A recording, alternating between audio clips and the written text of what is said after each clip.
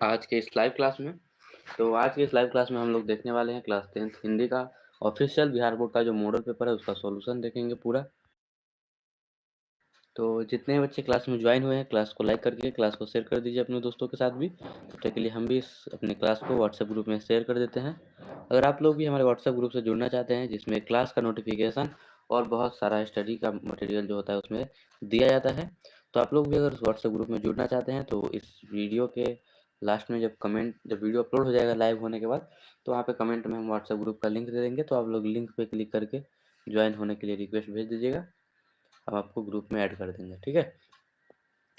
तो क्लास को स्टार्ट करने से पहले क्लास को उस ग्रुप में शेयर करना बहुत ही ज़रूरी है, इसलिए हम क्लास को उस ग्रुप में शेयर कर देते हैं ताकि सभी बच्चे ज्वाइन हो जाए लिंक के थ्रू।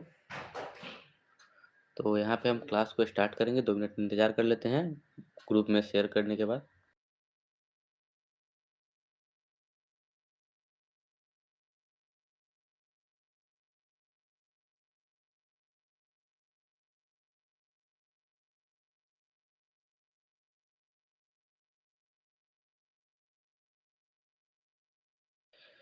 तो चलिए क्लास को हमने यहाँ पे शेयर कर दी है अपने व्हाट्सएप ग्रुप में। अब क्लास को स्टार्ट कर लेते हैं थोड़ी देर रुक जाने के बाद, ताकि बच्चे सब जो है ज्वाइन हो जाए और इस लाइव क्लास को देख के सॉल्यूशन इसका देख पाए। और जो भी क्वेश्चन आप लोग को पहले से इसका आंसर याद होगा आप लोग ज़रूर से उसका आंसर कमेंट कीजिएगा, और जो क्वेश्चन नहीं याद होगा उसको आप लोग ज़रूर से याद करने का कोशिश कीजिएगा।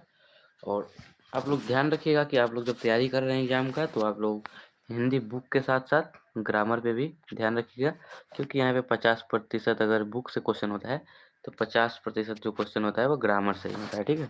50% से ज़्यादा ही क्वेश्चन ग्रामर से होता है, लगभग 55 से 60% जो क्वेश्चन होता है वो ग्रामर से ही देखने को आप लोगों के एग्ज़ाम में मिलेगा, और बाकी 40 से 45% आप लोग को हिंदी के बुक से गोदली और जो भी गोदली और वर्णिका जो है उन सभी बुक से आप लोग को मिलेगा, ठीक है। तो यहाँ पे चलिए क्लास को स्टार्ट करते हैं कि जितने बच्चे क्लास में ज्वाइन हो रहे हैं क्लास को लाइक कर दीजिए। चलिए ठीक है, फिर आज का जो पहला क्वेश्चन आप लोग के स्क्रीन पे शो हो रहा होगा वो पहला क्वेश्चन है। यहाँ पे मूर्धन्य स जो है, मूर्धन्य स दिया हुआ है, इस वर्ण का उच्चारण स्थान कहाँ है। तो मूर्धन्य स का जो उच्चारण स्थान है वह मूर्धा होता है। ऑप्शन यहाँ पे सी, यहाँ पे बिल्कुल इसका राइट आंसर हो जाएगा। अगला क्वेश्चन देख लेते हैं। यहाँ पे निम्नलिखित में से कौन हर्ष स्वर है, इसका आंसर आप लोग जल्दी से कमेंट कीजिए। हर्ष स्वर कौन सा है। तो हर्ष स्वर यानी छोटा जो होता है, जैसे कि छोटा छोटा अ हो गया, सबसे पहले अ हो गया, फिर छोटी ई, फिर शायद ये ए हो गया, ये सब हर्ष स्वर है, ठीक है। और एक होता है दीर्घ स्वर, जैसे कि दीर्घई, फिर ए हो गया, आ हो गया, ये सब। तो ऑप्शन में जो दिया हुआ है उसके हिसाब से यहाँ पे अ हो जाएगा हर्ष स्वर। इसका जो राइट आंसर क्या हो जाएगा, ऑप्शन नंबर ए। अगला क्वेश्चन देख लेते हैं। 3 नंबर क्वेश्चन है, निम्नलिखित में से कौन योजक चिन्ह है। 3 नंबर क्वेश्चन है, निम्नलिखित में से कौन योजक चिन्ह है। तो योजक चिन्ह जो है इस तरह से दिया जाता है, ऑप्शन नंबर डी यहाँ पे बिल्कुल इसका राइट आंसर हो जाएगा। अगला क्वेश्चन देख लेते हैं। 4 नंबर क्वेश्चन कि निम्नलिखित में से शुद्ध शब्द है, शुद्ध शब्द इसमें से चुनना है। पहला ऑप्शन दिया है तालीम। तालीम में जो होता है दीर्घिकार होता है, यहाँ पे ये ऑप्शन गलत है। ऑप्शन नंबर सी देख लेते हैं, बहुमुखी, बहु ह में यहाँ पे हर्षुकार होगा, ये भी ऑप्शन गलत है। ऑप्शन डी में दिया हुआ है समर्पित, ये समर्पित इस तरह से नहीं लिखा जाता है, तो ये भी यहाँ पे गलत होगा। जो यहाँ पे जो इसका शुद्ध शब्द दिया हुआ है ऑप्शन में वो विलीन दिया हुआ है, यानी ऑप्शन नंबर बी यहाँ पे बिल्कुल इसका राइट आंसर हो जाएगा। चलिए अगला क्वेश्चन देख लेते हैं। 5 नंबर क्वेश्चन दिया हुआ है, जिन व्यंजनों के उच्चारण में श्वास पूर्ण पूर्व से अल्प मात्रा में निकले और जिनमें हाकार जैसी ध्वनि नहीं होती है उसे क्या कहते हैं। तो यहाँ पे जो क्वेश्चन दिया हुआ है इसके अनुसार जो इसका राइट आंसर होगा वो हो गया अल्प प्राण, ऑप्शन नंबर ए इसका जो है बिल्कुल ही करेक्ट आंसर हो जाएगा, ठीक है। चलिए अगला क्वेश्चन देख लेते हैं। तो यहाँ पे आप लोग के स्क्रीन पर अगला क्वेश्चन, यहाँ पे 6 नंबर क्वेश्चन जो है यहाँ पे आप लोग दिख रहा होगा, क्या दिया है, जब एक ही ध्वनि का द्वित्व हो जाए तब वह क्या कहलाती है।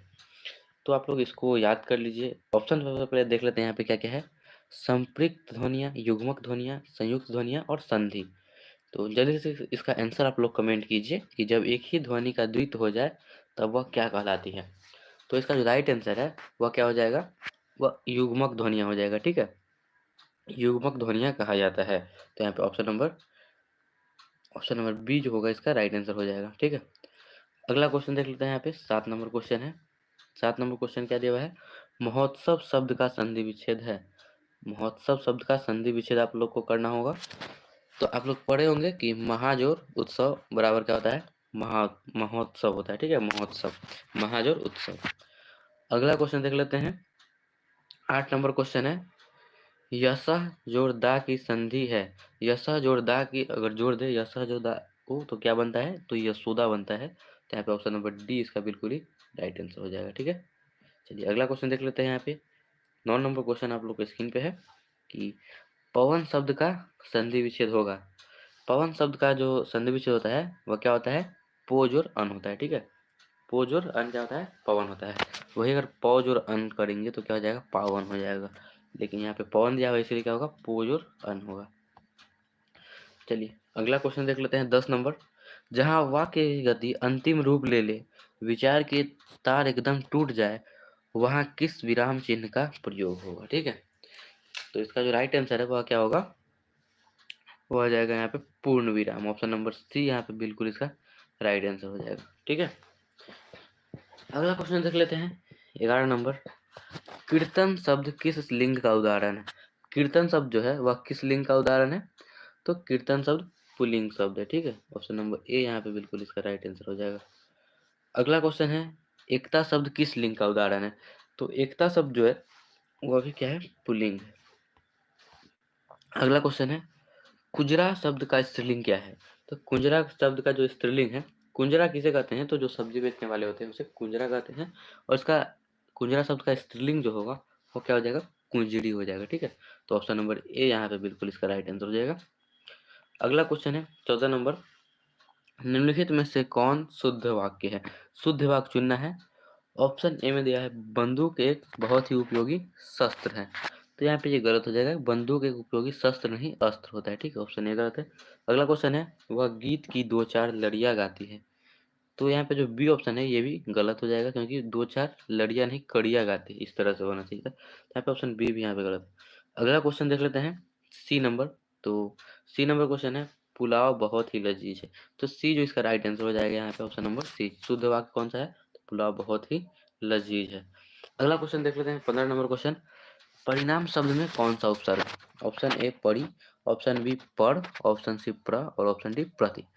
तो इसका जल्दी से आंसर आप लोग कमेंट कीजिए। जितने ही बच्चों का इसका आंसर पता है आप लोग जल्दी से कमेंट कीजिए। क्या हो जाएगा इसका राइट आंसर? परिणाम शब्द में कौन सा उपसर्ग है? तो परिणाम शब्द में जो हो जाएगा इसका राइट आंसर वो क्या हो जाएगा? पड़ी उपसर्ग है। ठीक है, पड़ी पड़ी ऑप्शन नंबर ए यहाँ पे बिल्कुल ही राइट आंसर हो जाएगा। ठीक है, अगला क्वेश्चन देख लेते हैं। 16 नंबर क्वेश्चन देख लेते हैं। यहाँ पे क्या दिया हुआ है? गायक शब्द में कौन प्रत्यय है? गायक शब्द में प्रत्यय बताना है आप लोग को। तो ऑप्शन नंबर ए में दिया है गय, ऑप्शन बी में यक, ऑप्शन सी में क और ऑप्शन डी में अक। तो गायक में जो है वह क्या है?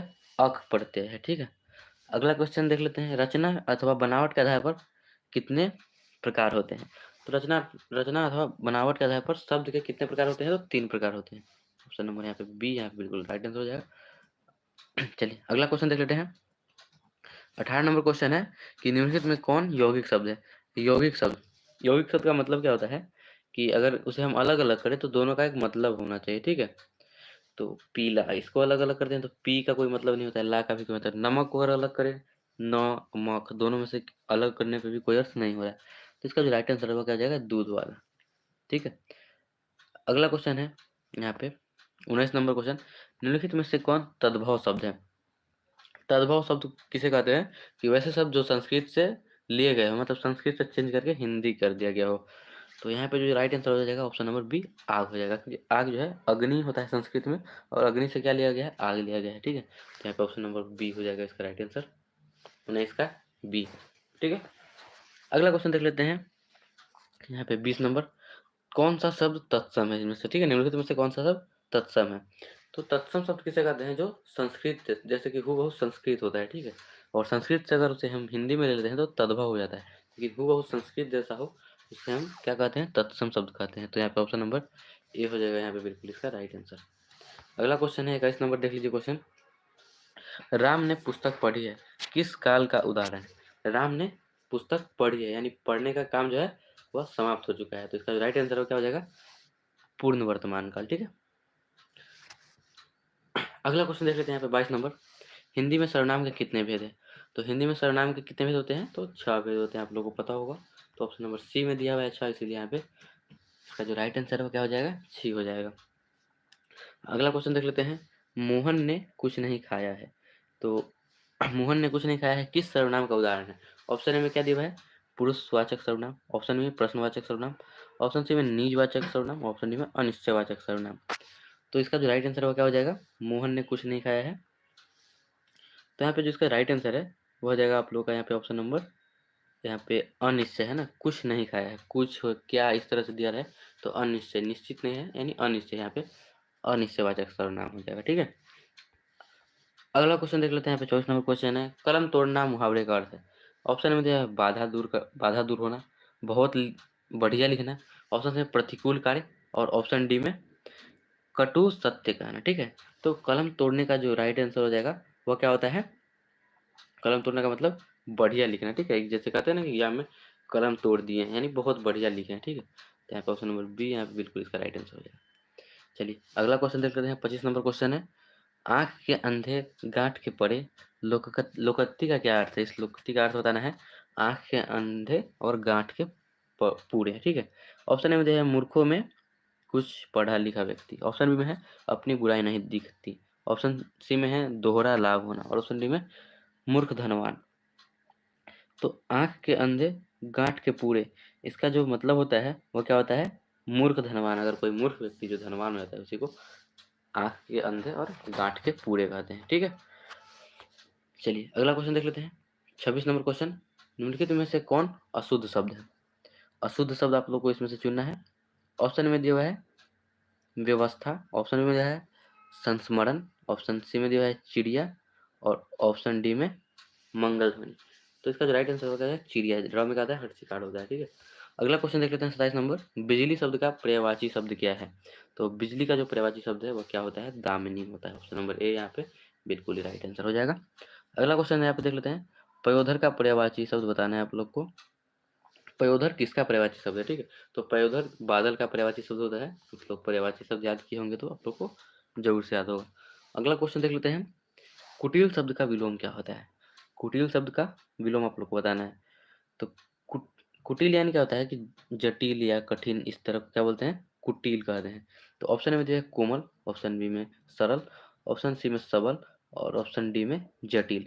तो इसका जो राइट आंसर क्या होना चाहिए यहाँ पे, सरल। ठीक है, कुटिल जो है, कुटिल यानी क्या होता है कि इजी, और कुटिल का विलोम जो होता है क्या होता है, जटिल। तो यहाँ पे कुटिल मतलब क्या होगा, सरल, और जटिल मतलब कठिन। तो यहाँ पे विलोम शब्द पूछ रहा है कुटिल का, तो क्या हो जाएगा, सरल हो जाएगा। ठीक है, अगला क्वेश्चन देख लेते हैं। 30 नंबर क्वेश्चन है, संज्ञा अथवा विशेषण के साथ क्रिया जोड़ने से जो संयुक्त क्रिया बनती है उसे क्या कहते हैं? 30 नंबर क्वेश्चन है, तो संज्ञा अथवा विशेषण के साथ क्रिया जोड़ने से जो संयुक्त क्रिया बनती है उसे उसे क्या कहते हैं? तो ऐसे क्रिया को हम लोग क्या कहते हैं, नाम बोधक क्रिया कहते हैं। आप लोग याद रख लीजिए, ऑप्शन नंबर बी यहाँ पे बिल्कुल इसका राइट आंसर हो जाएगा। अगला क्वेश्चन देख लेते हैं। 31 नंबर क्वेश्चन, रामचरितमानस कौन संज्ञा है?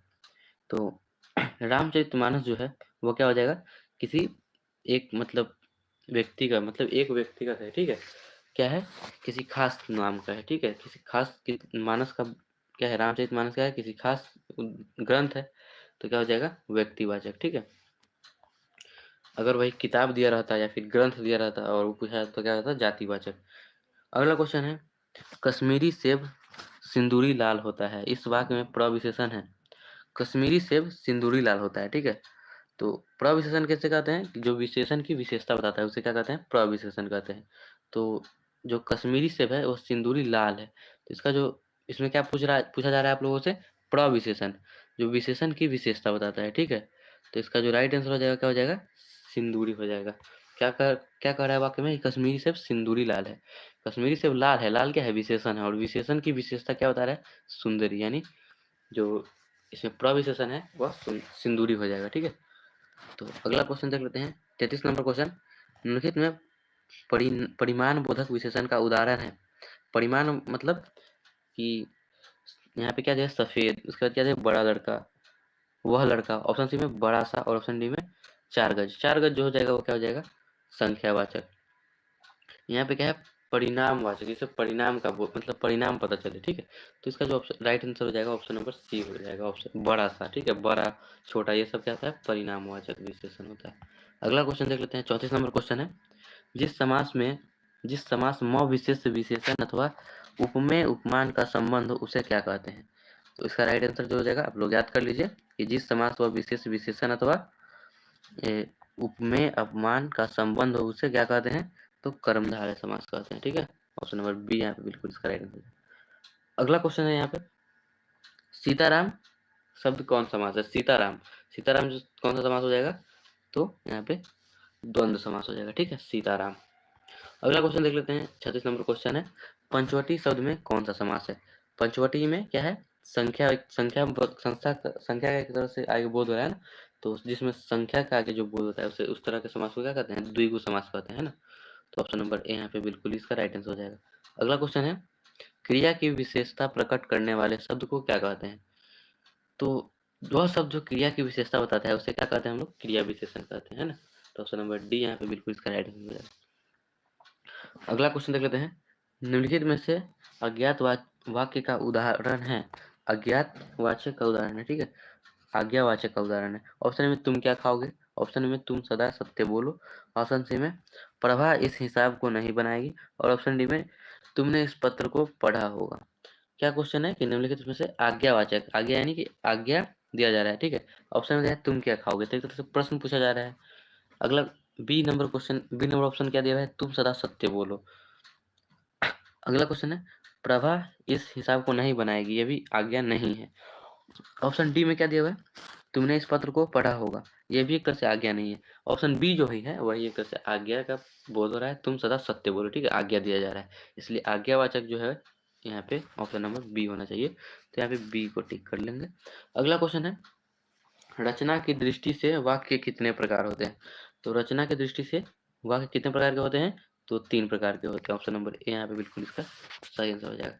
अगला क्वेश्चन है 40 नंबर, निम्नलिखित में से कौन मिश्र वाक्य है? ठीक है, मिश्र वाक्य बताना है। तो यहाँ पे क्या है? ऑप्शन नंबर ए, सिपाही को क्या दिया है? सिपाही को देखकर चोर भाग गया। ऑप्शन नंबर ए में दिया हुआ है। अगला क्वेश्चन ऑप्शन में क्या दिया है? बी नंबर ऑप्शन, मैं बिछावन पर गया और सो गया, ठीक है। तो यहाँ पे मिश्र वाक्य जो है यहाँ पे ऑप्शन नंबर बी ही होगा कि मैं बिछावन पे गया और सो गया। चलिए, जब भी आप लोग को और दिया रहे, ठीक है, जैसे कि इसमें क्या पूछ रहा है कि कौन मिश्र वाक्य है, और जो दिया रहा है इसमें, तो इसमें वाक्य को क्या किया जा रहा है? जोड़ा जा रहा है।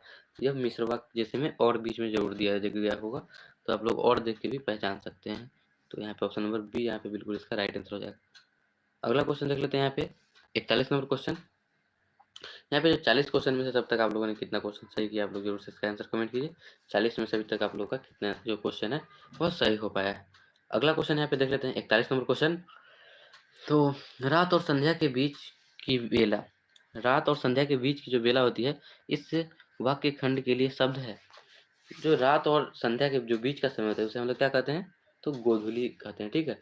और आप लोग के जो बुक का भी नाम है वह क्या है? गोधूली ही है। आप उसके जो फर्स्ट पेज, जो फ्रंट पेज है, उसमें जो एक मतलब कि किस तरह का ड्राइंग बनाया रहता है, तो डूबते हुए सूरज यानी कि शाम और रात के बीच का जो समय रहता है उस तरह का उस पर ड्राइंग बनाया होगा, उसी टाइम को क्या कहते हैं? गोधूली कहते हैं, ठीक है। अगला क्वेश्चन है यहाँ पे 41 नंबर क्वेश्चन कि यहाँ पे देख लेते हैं 41 नंबर क्वेश्चन क्या है? 41 हो गया, 42 नंबर क्वेश्चन है, चिंता में रात भर जगना किस मुहावरे का अर्थ है? चिंता में रात भर जगना, इस मुहावरे का अर्थ बताना होगा। तो इसका जो राइट आंसर है वो यहाँ क्या हो जाएगा? तारे गिनना, ऑप्शन नंबर डी, ठीक है, ऑप्शन नंबर यहाँ पे डी। अगला क्वेश्चन देख लेते हैं 43 नंबर क्वेश्चन, शेर के समान, शेर के समान बलवान किस पदबंध का उदाहरण है? जल्दी से आंसर कमेंट कीजिए, क्या हो जाएगा? संज्ञा पदबंध, विशेषण पदबंध, क्रिया पदबंध, ऑप्शन डी में सर्वनाम पदबंध। तो शेर का समान जो पदबंध है वह विशेषण पदबंध है, ठीक है, ऑप्शन नंबर बी यहाँ पे बिल्कुल इसका राइट आंसर हो जाएगा, विशेषण पदबंध।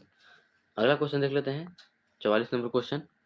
तो क्या दिया है 44 नंबर क्वेश्चन, निम्नलिखित में किसके साथ कर्ता ने चिन्ह का प्रयोग नहीं होता है? किसके साथ कर्ता ने चिन्ह का प्रयोग नहीं होता है?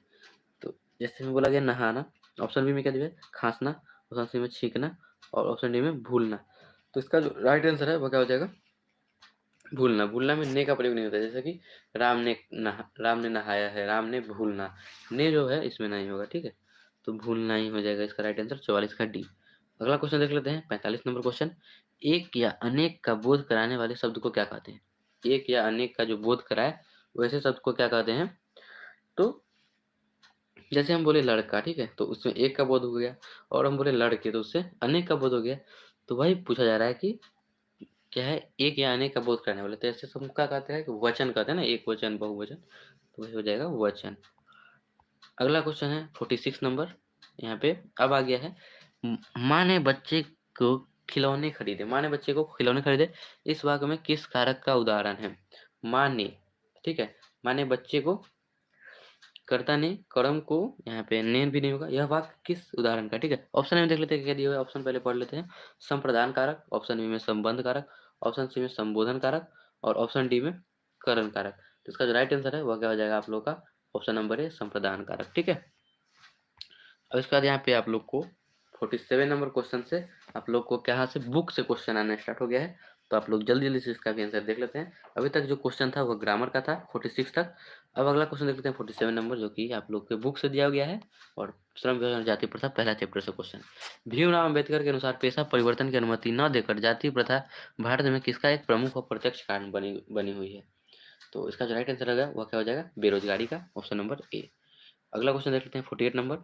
निम्नलिखित में से सेन साहब की एक बेटी का नाम है, तो सेन साहब की बेटी का नाम क्या क्या था? सीमा, रजनी, आलो, शेफाली, आरती। तो यहाँ पे देख लेते हैं, कुसुम, कुसुम नहीं था, लक्ष्मी, लक्ष्मी भी नहीं था, यहाँ पे नेहा, नेहा भी नहीं था। क्या क्या नाम था? सीमा, रजनी, आलो, शेफाली, आरती। यहाँ पे शेफाली जो ऑप्शन नंबर सी में दिया हुआ है वही एक बेटी इसका हो जाएगी, तो ऑप्शन नंबर सी यहाँ पे बिल्कुल इसका राइट आंसर हो जाएगा। अगला क्वेश्चन देख लेते हैं, तो अगला क्वेश्चन देख लेते हैं, मैक्स मुलर रचित भारत से हम क्या सीखे शीर्षक पाठ की साहित्य की कौन सी विधा है? तो जो भारत से हम क्या सीखे हैं यह जो है वह कौन सी विधा है? तो भाषण है, तो ऑप्शन नंबर डी यहाँ पे राइट आंसर हो जाएगा। अगला क्वेश्चन देख लेते हैं 50 नंबर क्वेश्चन। बाण भट्ट की आत्मकथा उपन्यास उपन्यास के लेखक है, क्या है? बाल भट्ट की आत्मकथा, इस उपन्यास के लेखक कौन है? तो हजारी प्रसाद द्विवेदी जी ही हैं इसके लेखक किसके? तो बाण भट्ट की आत्मकथा के, ठीक है। चलिए अगला क्वेश्चन देख लेते हैं 51 नंबर क्वेश्चन। हिंदी तथा इसकी विविध बोलियां किस लिपि में लिखी जाती है? तो हिंदी तथा इसकी विविध बोलियां जो है वह किस लिपि में लिखी जाती है? तो देवनागरी लिपि में लिखी जाती है, ठीक है। अगला क्वेश्चन देख लेते हैं यहाँ पे 52 नंबर क्वेश्चन, बहुत बड़ा क्वेश्चन है। चल चुपचाप बना अपनी रोटियां, तू सोचता है कि मैं तुझे पतली पतली नरम नरम रोटियां सेक कर खिलाऊंगी। यह कथन बहादुर शीर्षक कहानी के किस पात्र का है? यह जो कथन है बहादुर के किस किस पात्र का है यह बताना है। कौन कहता है ऐसा कि चल चुपचाप अपनी रोटियां बना, तू सोचता है कि मैं तुझे पतली पतली नरम रोटियां सेक कर खिलाऊंगी। तो यह कथन जो है लेखक की पत्नी निर्मला का है, ठीक है। निर्मला ऐसी जो पत्नी थी लेखक की वही कहती है बहादुर को, ठीक है। अगला क्वेश्चन है 53 नंबर क्वेश्चन। 53 नंबर क्वेश्चन है, गुरु नानक हिंदी की किस भक्ति धारा के प्रमुख कवि थे? तो निर्गुण भक्ति धारा के थे, ऑप्शन नंबर यहाँ पे बी हो जाएगा। अगला क्वेश्चन देख लेते हैं 54 नंबर क्वेश्चन। कृष्ण भक्त कवि रस खान किस छंद में सिद्ध थे? तो रस खान जो थे वह किस छंद में सिद्ध थे? तो सेवैया छंद में, ठीक है, ऑप्शन नंबर डी। अगला क्वेश्चन है, कवि घनानंद किस मार्ग को अति सुधो कहते हैं? तो अति सुधो स्नेह को मार्ग है, यानी प्रेम को मार्ग है, प्रेम मार्ग हो जाएगा इसका right answer, option number D. अगला क्वेश्चन है, कवि प्रेमघन का पूरा नाम है? तो कवि प्रेमघन का जो पूरा नाम है वह क्या है? प्रेमघन का बद्री नारायण चौधरी प्रेमघन हो जाएगा इसका राइट आंसर। प्रेमघन का पूरा नाम याद कर लीजिए, बद्री नारायण चौधरी प्रेमघन, ठीक है। अगला क्वेश्चन देख लेते हैं 57 नंबर क्वेश्चन। 57 नंबर क्वेश्चन दिया हुआ है, क्या दिया हुआ है? पाठ्य पुस्तक में भारत माता शीर्षक कविता किस काव्य संग्रह से संकलित है? भारत माता जो शीर्षक है वह किस कहाँ से ली गई है आप लोग बताना है। तो यह ग्राम्य से ली गई है, ऑप्शन नंबर बी हो जाएगा इसका राइट आंसर। अगला क्वेश्चन देखते हैं 58 नंबर। कवि रामधारी सिंह दिनकर की दृष्टि से आज के देवता कहाँ मिलेंगे? तो आज के जो देवता है वह कहाँ मिलेंगे? तो खेत खलिहानों में मिलेंगे आप लोग को, ठीक है, ऑप्शन नंबर ए। अगला क्वेश्चन है, बी आर नारायण ने किस बी आर नारायण किसका अनुवाद किए थे? तो हमारे दही वाली मगम्मा चैप्टर का अनुवाद जो है वह बी आर नारायण जी किए। अगला क्वेश्चन है 60 नंबर, मंगू को झूठा लाड़ लड़ाकर ही तुमने अधिक पागल बना दिया है। आदत डाल हो तो जानवरों को भी पखाना पेशाब कहाँ करना है और कहाँ नहीं, यह उसे ख्याल आ जाता है। यह कथन माँ शीर्षक कहानी के किस पात्र का है? तो यह जो यहाँ पे वाक्य दिया हुआ है, यह मंगू को, जो यहाँ पे जो वाक्य दिया हुआ है, कौन से चैप्टर से लिया गया है? तो माँ माँ चैप्टर से लिया गया है, और इस कहानी किस पात्रा का यह कहा गया है। ठीक है, तो यह जो इसका जो राइट आंसर है वो क्या हो जाएगा? इसका जो राइट आंसर होना चाहिए यहाँ पे ऑप्शन में क्या दिया हुआ है? माँ जी की बहू का, नहीं, माँ जी की बहू का नहीं था। ऑप्शन बी में दिया हुआ है माँ जी की बड़ी पुत्री का। हाँ, तो इसका जो राइट आंसर है माँ जी की बड़ी पुत्री का होना चाहिए। हाँ ठीक है, ऑप्शन नंबर बी ही होगा, माँ जी की बड़ी पुत्री। माँ जी की बड़ी पुत्री होती है, वही इस तरह का वाक्य कहती है। ठीक है, अगला क्वेश्चन है, टीले की ओर निकलते निकलते लक्ष्मी किसके इंतजार में कुछ पिछड़ गई? ठीक है, तो जो टीला से जब बाढ़ आ रहा था, तो वह वहाँ से भागते भागते जब बाढ़ आने लगा था, तो किसके इंतजार में वह थोड़ा सा पीछे हो गई थी?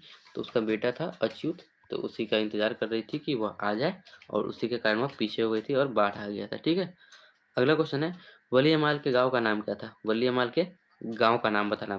तो वलीयमाल के जो गाँव का नाम था वह मुन्ना डीप पट्टी था। ऑप्शन नंबर डी यहाँ पे इसका बिल्कुल ही राइट आंसर हो जाएगा।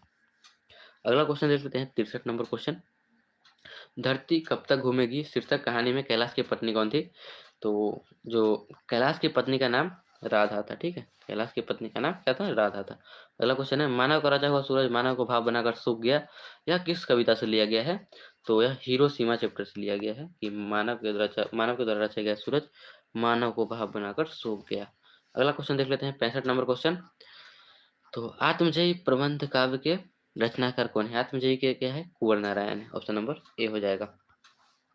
अगला क्वेश्चन है, कवि रेनर मारियल के अनुसार भगवान की कृपा दृष्टि कहाँ विश्राम करती है? तो तो इसका जो राइट आंसर हो जाएगा यहाँ पे क्या होना चाहिए? कवि के कपोलों की नर्म सैया पर। ठीक है, कवि रेनर मारियल के अनुसार भगवान की जो कृपा दृष्टि है वह कवि के कपोलों की नर्म संज्ञा पर क्या करती है? विश्राम करती है। ठीक है, तो 66 का ऑप्शन नंबर डी हो जाएगा इसका राइट आंसर। अगला क्वेश्चन देख लेते हैं, 67 नंबर क्वेश्चन, तो 67 नंबर क्वेश्चन है, कवि रेणु मणि के अनुसार किसके बिना भगवान श्री एकाकी और निरुपाय हो जाएंगे? तो भगवान किसके बिना अकेले हो जाएंगे? तो भगवान जो है भक्त के बिना। ठीक है, रेणु मणि के कहते हैं कि भक्त के बिना भगवान अधूरे हैं, इस तरह का। ठीक है, अगला क्वेश्चन है 68 नंबर, समकालीन हिंदी कविता के कवित्री का अनामिका का जन्म कहाँ हुआ था? तो इसका जो राइट आंसर है वो आप लोग को पता होगा कि बिहार के मुजफ्फरपुर जिला की जो लेखिका थी अनामिका जी, तो इनका जन्म कहाँ हुआ था? तो बिहार के मुजफ्फरपुर में हुआ था। ठीक है, अगला क्वेश्चन देख लेते हैं, 69 नंबर क्वेश्चन, कवित्री अनामिका के अनुसार सृष्टि का विकास कथा के प्रथम अक्षर क्या है? प्रथम अक्षर क्या हो जाएगा? तो सृष्टि के विकास का जो प्रथम अक्षर है वह क्या है? वह है पहली विफलता पर छलके आंसू। ठीक है, पहली बार विफलता पर छलके आंसू, ऑप्शन नंबर सी हो जाएगा। अगला क्वेश्चन देख लेते हैं, 70 नंबर क्वेश्चन, हमारी नींद शीर्षक कविता में धमाके से देवी जागरण कहाँ हुआ? बहुत बार पूछा जा चुका क्वेश्चन है कि धमाके से देवी जागरण कहाँ हुआ था? तो गरीब बस्तियों में हुआ था। ठीक है, ऑप्शन नंबर डी इसका राइट आंसर हो जाएगा। अगला क्वेश्चन है 71 नंबर, कुलसुम की देसी घी वाली कचौरी को उस्ताद बिस्मिल्लाह खा कहते थे। जो कुलसुम हलवाइन थी वह उसकी जो बनाई हुई कचौड़ी थी उसको उस्ताद बिस्मिल्लाह खा क्या कहते थे? ठीक है, तो उसे क्या कहते थे? तो उसे वह संगीतमय कचौरी के नाम से कहते थे। ठीक है, संगीतमय कचौरी। और आपसे पूछा है कि कुलसुम क्या थी? तो कुलसुम क्या थी? हलवाइन थी। ठीक है, अगला क्वेश्चन है, मछली शीर्षक कहानी में कौन कहती थी कि जो मछली मर जाती है उसकी आंखों में झांकने से अपनी परछाई नहीं दिखती है? ऐसा कौन कहती थी? तो दीदी कहती थी कि अगर मछली मर गई है तो उसके आंख में देखने पे परछाई नहीं दिखती है। अगला क्वेश्चन है 73 नंबर, कि हिंदी कविता में प्रयोगवाद का सूत्रपात किसने किया है? तो इसका जो राइट आंसर है वह क्या हो जाएगा? सच्चिदानंद वात्सानंद हीरानंद सच्चिदानंद हिरानंद वात्सायन अज्ञे ने। ठीक है, अगला क्वेश्चन है 74 नंबर, 74 नंबर क्वेश्चन, क्या दिया है, निम्नलिखित में से कौन शीर्षक कविता पर्यावरण मनुष्य और सभ्यता के विनाश के अंतर्व्यथा को अभिव्यक्त करती है? ठीक है, तो इसका जो राइट आंसर है वह क्या हो जाएगा? एक वृक्ष की हत्या। ठीक है, एक वृक्ष की हत्या हो जाएगा। अगला क्वेश्चन है, मगम्मा किसके मन को बस में करने की 3-4 गुण माँ जी को बताती है? तो मगम्मा जो है किसके मन के बस को मतलब किसके मन में बस में करने के लिए बता दी है, तो पति को बस में करने का जुगाड़ बता दी है मगम्मा, ठीक है, पति को। अगला क्वेश्चन है 76 नंबर क्वेश्चन 76। सीता अपने दो चार पूर्व पल्लों की गठरी बांध अंधेरे में कहाँ से निकल गई? तो सीता कहाँ से निकल गई थी? ऑप्शन ए में अस्पताल से, रेलवे स्टेशन से, वृद्धाश्रम से और घर से। तो सीता कहाँ से निकल गई थी? तो घर से निकल गई थी, ठीक है। तो यहाँ पे ऑप्शन नंबर डी यहाँ पे बिल्कुल इसका राइट आंसर हो जाएगा, घर से। चलिए अगला क्वेश्चन देख लेते हैं। 77 नंबर क्वेश्चन है, निराला की साहित्य साधना पुस्तक के लेखक कौन है? तो निराला का साहित्य साधना, इसका आप लोग याद कर लीजिए, डॉक्टर रामविलास शर्मा। रामविलास शर्मा जो है इसका राइट आंसर हो जाएगा, ऑप्शन नंबर सी। अगला क्वेश्चन देखते हैं 79 नंबर क्वेश्चन, निम्नलिखित में से कौन उड़िया के एक प्रमुख कथाकार है? उड़िया यानी उड़ीसा के, तो उड़ीसा के एक प्रमुख कथाकार कौन है? तो सातकोरी होता है, ठीक है। उड़िया के जो प्रमुख कथाकार है वो कौन है? सातकोरी होता है। अगला क्वेश्चन है, कवि जीवनानंद दास यदि अगले जन्म में हंस बनेंगे तो वह हंस किसका होगा? तो वह जो कहते हैं कि किसी किशोरी का हंस वह बनना चाहते थे, ठीक है, किसी किशोरी का। तो इसका जो राइट आंसर हो क्या हो जाएगा? ऑप्शन नंबर है, किसी किशोरी का। अगला क्वेश्चन है 80 नंबर क्वेश्चन है, महात्मा गांधी की दृष्टि से सबसे उदात्त और बढ़िया शिक्षा क्या है जो बच्चों को मिलने वाली साधारण अक्षर ज्ञान की शिक्षा के बाद नहीं पहले होनी चाहिए, ठीक है। तो इसका राइट आंसर है, ऑप्शन देख लेते हैं। ऑप्शन में कंप्यूटर की शिक्षा, ऑप्शन में व्यापार की शिक्षा, ऑप्शन सी में हिंसक प्रतिरोध की शिक्षा, ऑप्शन डी में अहिंसक प्रतिरोध की शिक्षा। तो इसका जो राइट आंसर क्या हो जाएगा? अहिंसक प्रतिरोध की शिक्षा, यानी बच्चों को क्या बताना चाहिए कि कैसे अहिंसक बनना चाहिए, यानी अहिंसा मतलब हिंसा नहीं करना चाहिए, ठीक है। अगला क्वेश्चन है, अंतर्राष्ट्रीय स्तर पर महात्मा गांधी के जन्म दिवस पर किस रूप में मनाया जाता है? तो अंतर्राष्ट्रीय स्तर पर जो है वह महात्मा गांधी के जन्म दिवस को किसके नाम से हम लोग जानते हैं? तो अहिंसा दिवस के रूप में मनाया जाता है, ठीक है, अहिंसा दिवस। अगला क्वेश्चन है, अभिनव शीर्षक पाठ के अनुसार एक कविता पंक्ति है, कैसी तुम नदी हो, कैसा तुम नदी हो, कैसी तुम नदी हो, उत्तर हो सकता है। इसका उत्तर क्या हो सकता है?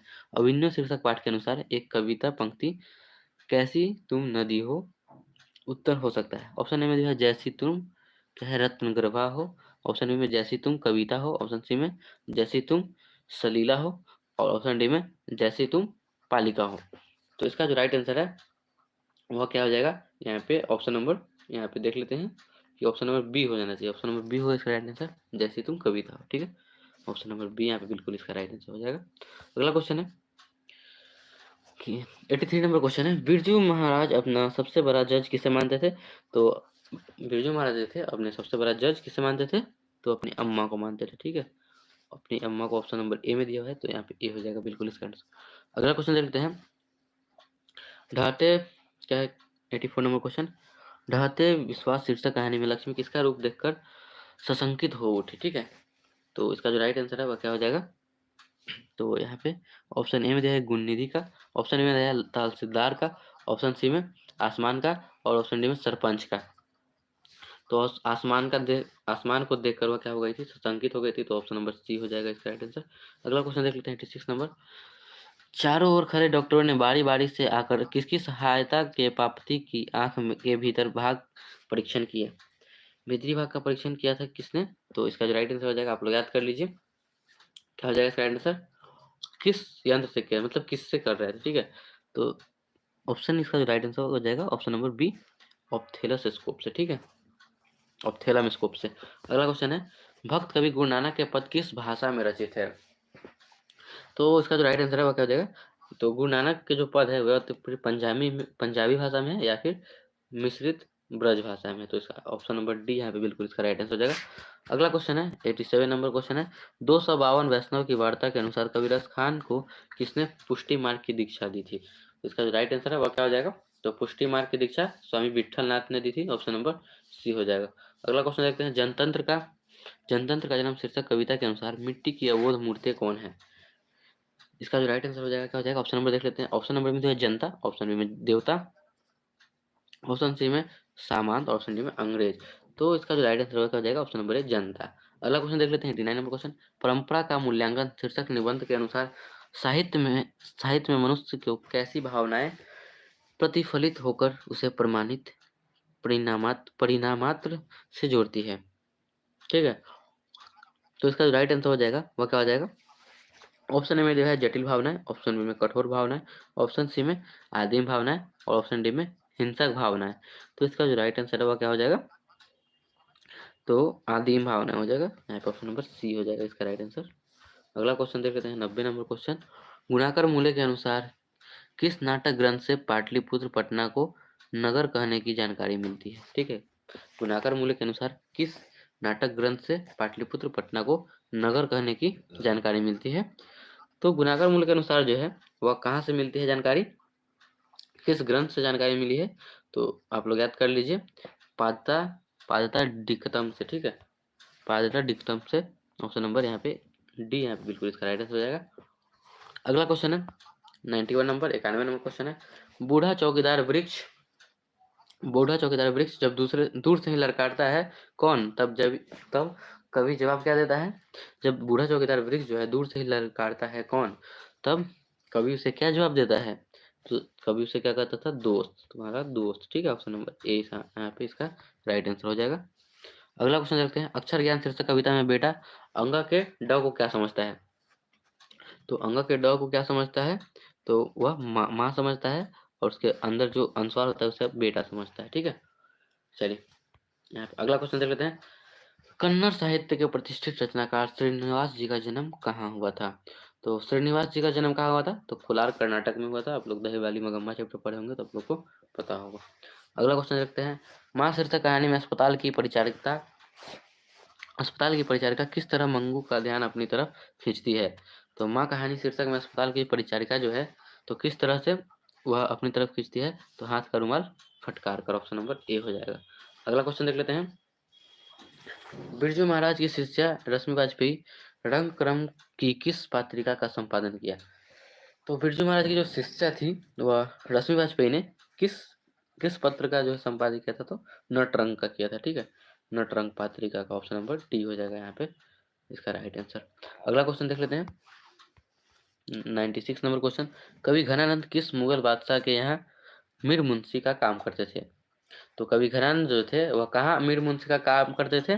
किस मुगल बादशाह के यहाँ? तो मोहम्मद शाह रंगीले के यहाँ मीर मुंशी का काम करते थे। ऑप्शन नंबर यहाँ पे सी सही हो जाएगा। अगला क्वेश्चन है 97 नंबर। मैक्स मुलर के अनुसार किस भाषा के अध्ययन में मानव जाति के संपूर्ण इतिहास को एक वास्तविक रूप में पहली बार प्रकट कर दिखाया गया है? तो किस भाषा में? तो संस्कृत में। ऑप्शन नंबर यहाँ पे ए हो जाएगा। अगला क्वेश्चन है। कवि जीवनानंद दास किस भाषा के सर्वाधिक सम्मानित एवं चर्चित कवियों में से एक है? तो जीवनानंद दास जो है वह किस भाषा के कवि में है? तो बांग्ला भाषा हो जाएगा। ऑप्शन नंबर सी यहाँ पे बिल्कुल इसका राइट आंसर। अगला क्वेश्चन है 99 नंबर 99 नंबर क्वेश्चन। नाखून क्यों बढ़ते हैं शीर्षक पाठ के अनुसार देवताओं के राजा के हथियार वज्र किसकी हड्डियों से बना है? तो देवता का जो हथियार का वज्र है वह दधीची मुनि की हड्डियों से बना है। ठीक है, अगला क्वेश्चन है और लास्ट क्वेश्चन है आज का। निम्नलिखित में से कौन संस्कृत, हिंदी, फारसी, तमिल आदि अनेक भाषा का ज्ञान रखने वाले बहुभाषीवादी थे? निम्नलिखित में से कौन संस्कृत, अंग्रेजी, हिंदी, फारसी, तमिल आदि अनेक भाषाओं का ज्ञान रखने वाले बहुभाषाविद थे? ठीक है, तो ऑप्शन ए में जो सच्चिदानंद हिरानंद वात्सायन, ऑप्शन में रेनर मारिया रिलके, ऑप्शन सी में बद्री नारायण चौधरी और ऑप्शन डी में जीवनानंद दास। तो इतना भाषा को ज्ञान किन्हें था? तो संस्कृत, हिंदी, अंग्रेजी, फारसी, संस्कृत, ये सभी भाषाओं का जो ज्ञान था वो किन्हें था? तो सच्चिदानंद हिरानंद वात्सायन अज्ञे जी को था। ठीक है, इन सभी भाषाओं का संस्कृत, अंग्रेजी, हिंदी, फारसी और तमिल इन सभी भाषाओं का ज्ञान था किन्हें? तो सच्चिदानंद हिरानंद वात्सायन अज्ञे। तो इस आज की क्लास में टोटल 100 क्वेश्चन था हिंदी का, जिसमें से आप लोग को कितना क्वेश्चन सही हुआ आप लोग जल्दी से कमेंट कीजिए। और जो भी क्वेश्चन आप लोग को याद नहीं था बुक से, क्योंकि ग्रामर का क्वेश्चन आप लोग को याद करने की जरूरत नहीं है, ग्रामर भी आप लोग कॉन्सेप्ट पे ध्यान देंगे, कॉन्सेप्ट को मतलब क्लियर कीजिएगा, तब जाके क्वेश्चन आपसे सॉल्व होगा। और हिंदी में कितना क्वेश्चन आप लोग का याद हुआ आप लोग जरूर से यहाँ पे कमेंट कीजिएगा। आज के इस जो मॉडल पेपर दिया था बिहार बोर्ड का ऑफिशियल, इसमें 46 क्वेश्चन ग्रामर से लिया गया था और बाकी क्वेश्चन कहाँ से था? तो बुक से था। ठीक है, अगर आप इस जो यहाँ पे पीडीएफ दिया हुआ है मॉडल पेपर बिहार बोर्ड का अभी तक आप लोगों ने डाउनलोड नहीं किए हैं तो आप लोग हमारे व्हाट्सएप ग्रुप से ज्वाइन हो जाइए, वहाँ पे डाल दिया गया है तो वहाँ से इसे डाउनलोड कर लीजिएगा। ठीक है, और इसे सॉल्व जरूर से एक बार कर लीजिएगा। तो चलिए फिर मिलते हैं कल क्लास में। अगर आप लोग अभी चैनल पे नए हैं तो चैनल को सब्सक्राइब करके बेल नोटिफिकेशन को ऑल कर लीजिएगा, ऑन पे सेट कर लीजिएगा, ताकि जो भी वीडियो इस पे अपलोड हो उसका नोटिफिकेशन आप लोग को मिल जाए। और चैनल पे सभी सब्जेक्ट का जो वीडियो है अपलोड किया गया है, तो आप लोग ज़रूर उस वीडियो को भी देख लीजिएगा, ठीक है। चलिए ठीक है, मिलते हैं फिर कल के क्लास में, तब तक के लिए गुड नाइट।